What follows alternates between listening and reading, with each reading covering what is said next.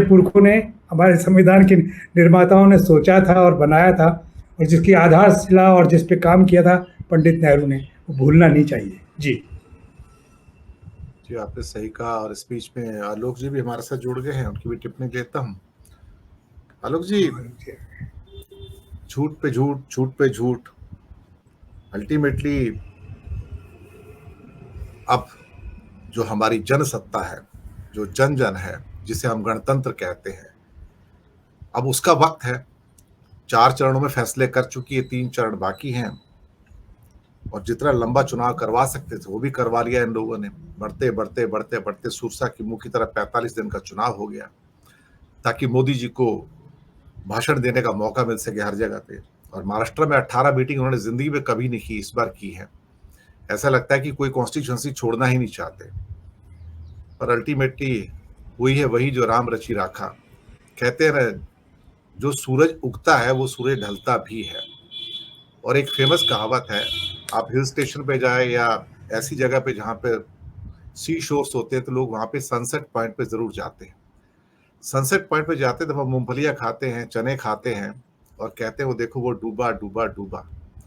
लेकिन डूबते सूरज पे कोई रोता नहीं है साहब, सब हंसते हैं और घर जाके फिर जाम में डूब जाते हैं सारे के सारे। शायद राजनेताओं को तब एहसास होता है कि वो डूब रहे हैं जब सामने से लोग मूंगफलियां खा रहे होते हैं। उगता सूरज तो खैर सबको पसंद आता है, लेकिन डूबते सूरज पे यहाँ कोई नहीं रोता। बाकी मोदी जी घड़ियाली आंसू बहा रहे हैं फिलहाल अपनी जाने की विदाई की वेला में। जैसे दुल्हन जाती है ना, तो उसको बार बार रोना आता है कि मैं अपना मायका छोड़ के जा रही हूँ। तो इनको भी क्या, कभी क्रूज के ऊपर रो रहे हैं, कभी किसी और सभा में रो रहे हैं, किसी और अखबार के सामने बैठ के रो रहे हैं, तो इनके आंसू निकलते रहते हैं। पूरे परिवेश को आप किस रूप में देखते हैं? सारा परिदृश्य जो आपके सामने है, जो इतने चरण हो गए हैं, और अब 5वां चरण हमारे सामने है। मुंबई में हमारी भी वोटिंग है अभी 2 दिन के बाद, जहां पर गुजरात वर्सेस मराठा अस्मिता सबसे बड़ा मुद्दा बन गया। और बीजेपी को यही नहीं पता कि करे तो करे क्या, इससे कैसे निपटे, क्योंकि हर चीज गुजरातियों के हाथ देने की कोशिश की है। और खासतौर से एक तस्वीर ऐसी आई जिसने बहुत डैमेज किया है, बहुत डैमेज किया, और बीजेपी को नहीं समझ आ रहा। आज का हेडलाइन है हमारी मुंबई के पेपर्स का कि डैमेज कंट्रोल कैसे किया जाए। शिवाजी बना दिया साहब इनको। ये नरेंद्र मोदी है, साथ में राजनाथ भी है, अमित शाह भी है, प्रफुल्ल पटेल भी है, इनको शिवाजी बना दिया। और मराठी मानुस इतना आहत है इससे, कहता है ये आदमी सुबह से लेके शाम तक पाखंड करने वाला, झूठ बोलने वाला, ये शिवाजी के तो पैरों की धूल के बराबर नहीं है, आप इसे शिवाजी बना रहे हो। तो वो बहुत बड़ा इसका एक माइनस इफेक्ट हो गया मुंबई के अंदर 6 सीटों पे, जब तक ये और भी जो 7 सीटें 13 सीटें हैं। तो ये हालात है, बहुत बहुत आहत है। मतलब आज के पेपर भरे पड़े हैं इससे कि मराठी मानुस जो है बहुत आहत है कि आप इस जैसे आदमी को शिवाजी का दर्जा दे रहे हो। आलोक भदौरिया जी संपूर्ण टिप्पणी चाहूंगा, फिर दूसरे चक्र में आएंगे। मुझे इसमें ये लगता है सबसे बड़ी चीज ये है कि जो चुनाव होता है ना, जो बड़े नेता जो होते हैं, इनका जो कैंपेन होते हैं, कैंपेन की एक स्ट्रेटजी होती है, स्क्रिप्ट राइटर होते हैं, वो भाषण लिखते हैं, ये सारी चीजें होती हैं। हर चुनाव में मोदी जी का आप देखिए तो एक फ्लो, एक भाषण का एक चला आता था, एक नैरेटिव है, वो धीरे धीरे स्थापित करते रहते थे। अब वो भारतीय जनता पार्टी की रणनीति है कि अपने झोले से वक्त के हिसाब से वो एक चीज निकाल करके सामने रख देते थे। लेकिन एक जो सेंट्रल थीम थी, सेंट्रल थीम एक ही चलती थी। इस बार ऐसा क्या हो गया? 2024 में क्या स्क्रिप्ट राइटर गड़बड़ा गए? मुझे तो नहीं लगता। स्क्रिप्ट राइटर तो नहीं गड़बड़ाएंगे, स्पीच राइटर तो बिल्कुल नहीं गड़बड़ाएंगे। तो गड़बड़ी क्या है? गड़बड़ी क्या, जहां तक मैं समझ पाता हूं कि आज के दौर में मोदी जी के पास कोई फीडबैक नहीं पहुंच रहा है। मतलब अब आप समझिए, उनके पास जो भी हो गए, जो भी रिएक्शंस आ रहे हैं, इतने गार्डेड रिएक्शंस हैं कि जो उनको अच्छा लगे, मतलब ऐसा ना कि जो राजा को जो सुहाता है, तो आजकल सारा दौर वही चल गया है। तो जब ऐसा दौर होता है, तो मुझे लगता है कि सब सुहाने वाली बातों में लग गए हैं। और इसका दूसरा पहलू है, दूसरा पहलू ये लगता है, क्या मोदी जी अपने 20 साल के राजनीतिक भाषण के अनुभव के मद्देनजर खुद ही क्या अपनी स्क्रिप्ट लिख रहे हैं क्या? खुद ही चीजें तय कर रहे हैं क्या? मतलब एक पहलू ये भी हो सकता है। मुझे लगता है कि ये खुद ही कर रहे हैं। अगर वो खुद नहीं कर रहे होते, एक दूसरा पहलू है, एक तीसरा पहलू में भी आ जाइए, वो सारी बातें कहते हैं और तीसरा पहलू का आता है सबसे ज्यादा निर्दोष, सबसे ज्यादा मासूम अगर कोई बंदा है तो वो गोदी चैनल के इंटरव्यूज के प्रधानमंत्री जी। उस इंटरव्यू को आप सुन लीजिए, उनसे ज्यादा निर्दोष, उनसे ज्यादा मतलब उच्च विचार वाला, उनसे ज्यादा सद्भाव वाला, उनसे ज्यादा सबके विकास वाला, तो मुझे लग रहा है कि शायद इस धरती में अभी तक कोई नहीं हुआ। तो ये दो विपरीत ध्रुव हैं जो एक साथ वो जी रहे हैं। आप ये मत कहिएगा कि मैं जैकल एंड हाइड वाली कोई कहानी नहीं सुना चाहूँ, लेकिन घटित तो हो रही है, ये चीजें हैं। अब सबसे बड़ी बात है कि जब नैरेटिव आपके गिरते हैं तो आप क्या करते हैं, क्या कर सकते हैं, यही नहीं समझ पा रहे।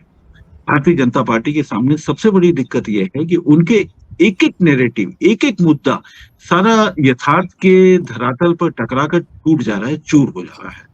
तो वो बात तो नहीं आ रही है। तो इससे नुकसान क्या है?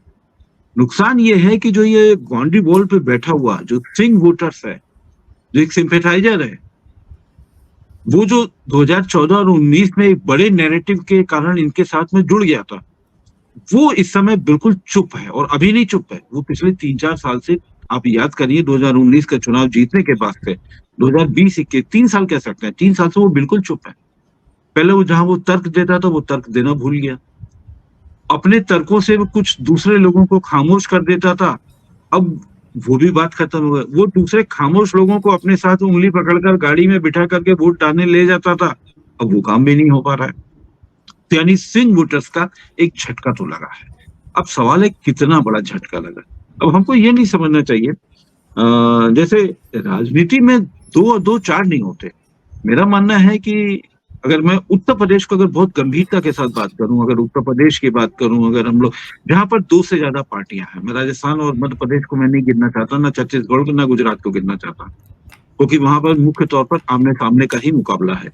लेकिन जहां 2 से ज्यादा पार्टियां हैं, वहां आप ये मान करके चलिए कि 2+2 4 नहीं होता राजनीति में, ये चीज बहुत जरूरी है। इनके नैरेटिव गिर रहे हैं, बिल्कुल गिर रहे हैं, लेकिन क्या इंडिया गठबंधन के नैरेटिव इस मुकाम पे पहुंच रहे हैं कि वो जादू कर दें?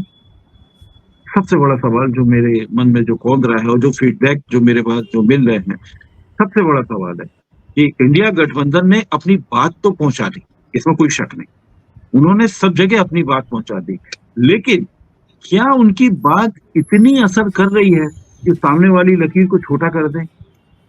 ये एक सोचने वाली बात है। अच्छा, लकीर को छोटा करने में 2 चीजें होती है। पहला, क्या आपका कैडर उस तरीके से है? अगर हम लोग उत्तर प्रदेश की अगर बात करें तो कांग्रेस का देख लीजिए कैडर किस कंडीशन में है। दिल्ली की अगर बात करें तो दिल्ली का कैडर किस कंडीशन में है। पंजाब की अगर बात करें तो कैडर किस कंडीशन में है। हिमाचल की बात करें तो कैडर किस कंडीशन में है। सबसे इंपॉर्टेंट चीज तो ये है।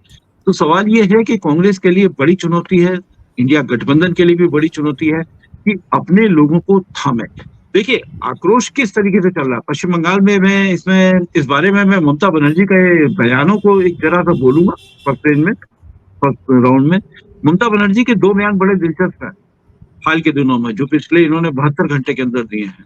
पहला बयान ये कि वो इंडिया गठबंधन के साथ में उन्होंने घुमा फिरा बयान दिया। दूसरा बयान क्या दिया है कि मैं इंडिया गठबंधन को बाहर से समर्थन दूंगी। इसका मतलब ममता बनर्जी को भी मैं जानता हूं कि वो उनकी जितनी जो रणनीति समझी है, देखा है उनका चुनाव, वो भी जमीन से जुड़ी हुई है, उनके पास भी फीडबैक अच्छे आते हैं। ये बयान कहने देने का मतलब मुझे ये लगता है कि कुछ सुर्खियां जरूर लोगों को मिल रही हैं, लेकिन इंडिया गठबंधन के सामने चुनौती बड़ी है। उस चुनौती को ध्वस्त करने के लिए ही ममता बनर्जी का ये बयान है। और इसी आलोक में, मैं इसी परिप्रेक्ष्य में मैं अखिलेश का जो लगातार जो बयान दे रहे हैं, इस समय पहुंचे हुए हैं यहाँ पर मुख्य गढ़ में, जो इस फेज का है 20 तारीख वाला, ये भी बहुत महत्वपूर्ण है। और जहां तक मैं आपको जो गुजरात वाली बात है, इस बार मामला मराठी अस्मिता का बहुत दूसरे तरीके से फैल गया है। एक तो बाला साहब का दूसरे तरीके से फैलता था वो रवियों को लेकर, लेकिन इस बार जो गुजरात के खिलाफ है और जिस तरीके से वो लोग उन्होंने अपने उद्योग धंधे ले गए हैं, वो वास्तव में उसके आधार पर अब महाराष्ट्र में तो वाकई दिक्कत है और बाकी गंभीर दिक्कत है। इसका अंदाजा भारतीय जनता पार्टी को लग गया है। दिनेश, दूसरे चक्र में आता हूँ, उत्तर काफी छोटे रखेंगे, समय कम है, 2-2 मिनट का। सुशील जी।